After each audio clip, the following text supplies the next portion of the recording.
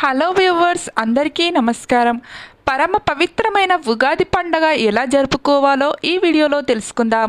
ఉగాది రోజు ఏ ఏ పనులను చేయవచ్చు, ఏ ఏ పనులను చేయకూడదు, ముఖ్యంగా ఉగాది పండగ రోజు ఏ దేవుణ్ణి పూజించాలి, ఏ ఏ సూత్రాలను చదువుకోవాలి, అదేవిధంగా ఉగాది పచ్చడి ఎలా తయారు చేయాలి, ఉగాది పచ్చడిలో ఏ వస్తువుల్ని వేయాలి, ముఖ్యంగా ఉగాది అనాలా యుగాది అనాలా, అసలు ఈ ఉగాది పండగ మనం ఎందుకు జరుపుకుంటున్నాం అనేటువంటి అన్ని విషయాలను కూడా ఈ వీడియోలో మనం పూర్తిగా వివరాలతో చక్కగా తెలుసుకుందాం.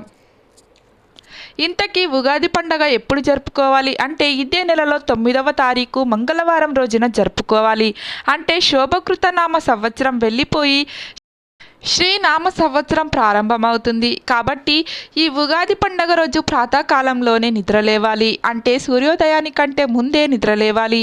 వేరే రోజుల్లో కాస్త ఆలస్యంగా లేచినా పర్వాలేదు, కానీ కొత్త సంవత్సరం కదా, సూర్యోదయానికంటే ముందే నిద్రలేచి చక్కగా అభ్యంగర స్నానం చేయాలి. నల్ల నువ్వుల నూనె ఉంటుంది కదా, ఆ నల్ల నువ్వుల నూనెను శరీరానికి మొత్తం లేపనం చేసుకొని, అంటే బాగా తలకు వాళ్ళకంతా కూడా నూనెను పూసుకొని స్నానం చేయాలి. ముఖ్యంగా స్నానం చేసేటటువంటి నీళ్ళల్లో గోమూత్రం, అదేవిధంగా ఒక తులసి దళం, ఒక బిల్వదళం, చిటికెడు పసుపు వేసుకొని స్నానం చేసినట్లయితే చాలా శుభప్రదం. గోమూత్రం అంటే సాక్షాత్తు గంగా. మనం గంగా నదిలో వెళ్ళి ఉగాది పండగ రోజు స్నానం చేయలేం కదా, కానీ గోమాత శరీరంలో నుండి వచ్చినటువంటి ప్రతి వస్తువు పవిత్రమైనదే. ఎలాగో సమయం ఉంది కాబట్టి ఒకరోజు ముందుగానే మీరు గోమూత్రాన్ని సిద్ధం చేసుకోండి.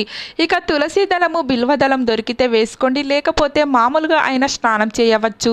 పసుపు ఒక చిటికెడు వేసుకోవడం చాలా మంచిది. ఎందుకంటే పసుపుకు సముద్రంలో హరిద్ర చూర్ణం అని పేరు. హరిద్రం దరిద్ర బాధలన్నీ పోగొట్టుతుంది. స్త్రీలు పసుపు పూసుకొని స్నానం చేస్తారు, పురుషులు పూసుకోరు కదా. కాబట్టి ఒక చిటికెడు పసుపు నీళ్ళలో వేసుకొని తలస్నానం చేసినట్లయితే శని దోషాలు పూర్తిగా తొలగిపోతాయి. నల్ల నువ్వుల నూనె అంటే శనీశ్వరుడికి చాలా ప్రీతికరం. స్నానం చేసినట్లయితే ఆ శని దోషాలు పూర్తిగా తొలగిపోతాయి. ఆ తర్వాత కొత్త వస్త్రాలను ధరించాలి అని పెద్దలు చెప్పి ఉన్నారు. కొత్త బట్టలు కొనుక్కొని వేసుకునేటువంటి వాళ్ళు వేసుకోండి. శక్తి లేనటువంటి వాళ్ళు, అంటే కొంతమంది పేదవాళ్ళు ఉంటారు కదా, కొత్త బట్టల్ని కొనుక్కొని వేసుకోలేనటువంటి వాళ్ళు బాధపడవలసిన అవసరం లేదు. మామూలు బట్టలనే బాగా ఉతికి ఆరవేసి ఆ బట్టలైనా కూడా వేసుకొని వచ్చును. కానీ ఉగాది పండగ రోజు నల్లని వస్త్రాలను మాత్రం ధరించకూడదు. ఏ రంగు బట్టలు వేసుకున్నా పర్వాలేదు, కానీ నల్ల రంగు వస్త్రాలను మాత్రం స్త్రీలు, పురుషులు ధరించడం అంత మంచిది కాదు.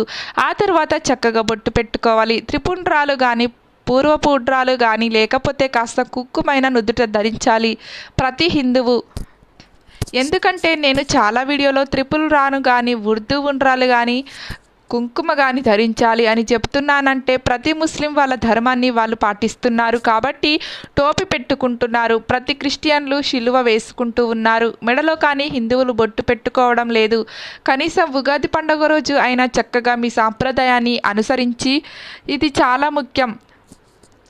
ఆ తర్వాత ఉగాది పండుగ రోజు ఏ దేవుణ్ణి పూజించాలంటే ముందుగా గణపతిని పూజించాలి. ఆయన విఘ్నేశ్వరుడు, అన్ని విజ్ఞానాల్ని తొలగించేటువంటి మహానుభావుడు కాబట్టి మనకు ఆదాయ వ్యయాలు ఎలా ఉన్నా, రాజపూజ్యము అవమానము ఎలా ఉన్నా విఘ్నేశ్వరి అనుగ్రహం ఉంటుంది.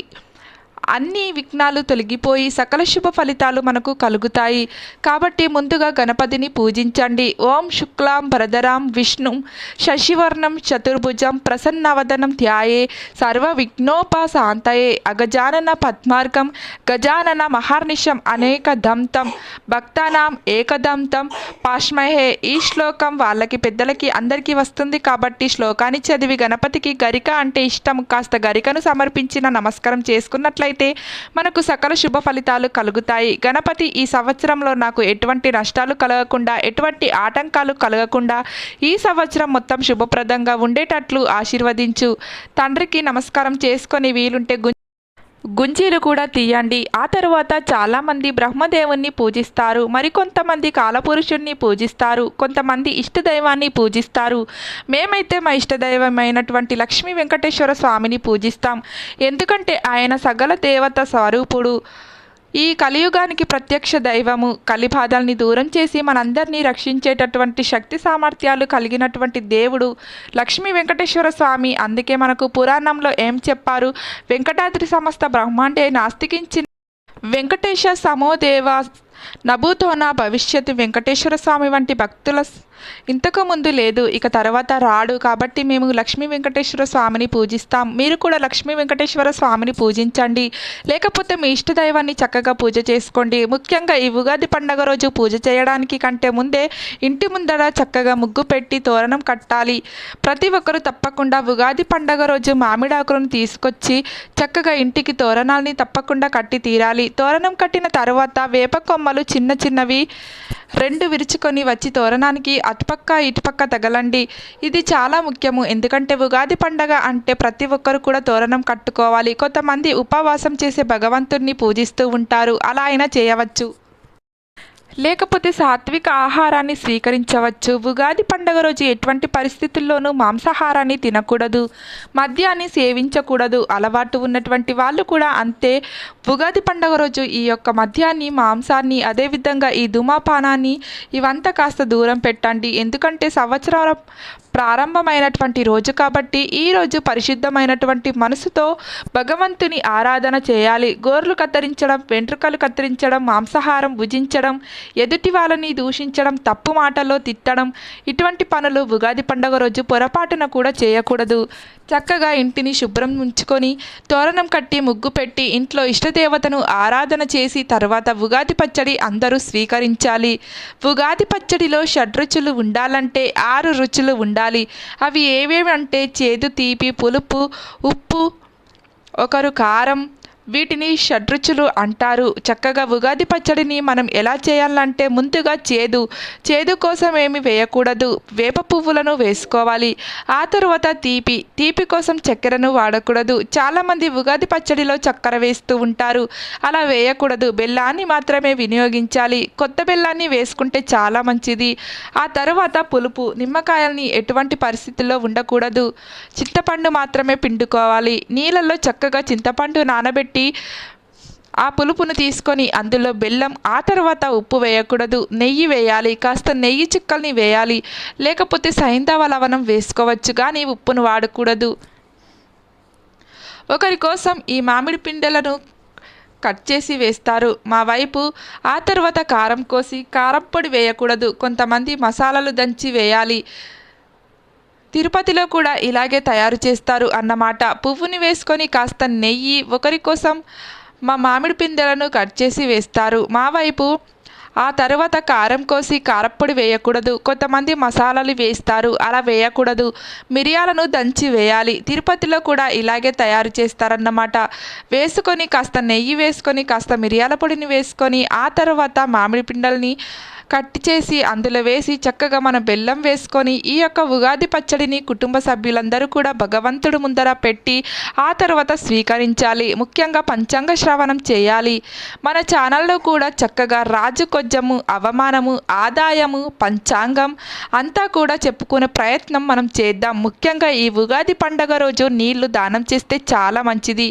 ఎందుకంటే ఎండాకాలం కదా, అందరికీ నీళ్లు దానం చేయాలి. మరి నీళ్లు దానం చేస్తే ఎవరు తీసుకుంటారు? కాస్త పానకం కావచ్చు, మజ్జిగ కావచ్చు, దారిలో వెళ్ళేటువంటి వాళ్ళకు దానం చేయండి.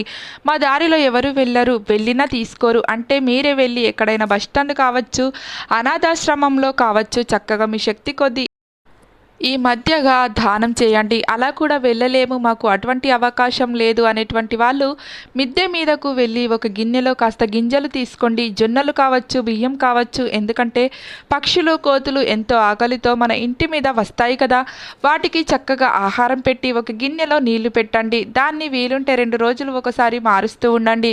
ఇది కూడా మహాపుణ్యము. ఇటువంటి పనులు చేయటం చాలా మంచిది.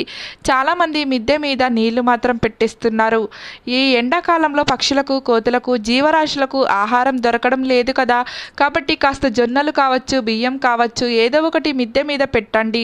ఆ భగవంతుని అనుగ్రహం కలుగుతుంది. పక్షులకు నీళ్లు పెట్టడం ద్వారా కుజదోషం కూడా నివారణ అవుతుంది అని మనకు పెద్దలు ఏనాడో చెప్పి ఉన్నారు.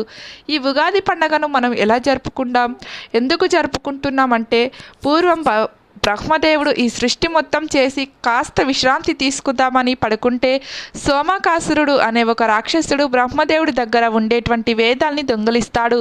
ఋగ్వేదము, అథర్వణ వేదము, ఆయుర్వేదము, సమావేదము వీటిని దొంగిలించుకొని సముద్రం కింది భాగంలోకి వెళ్ళిపోతాడు.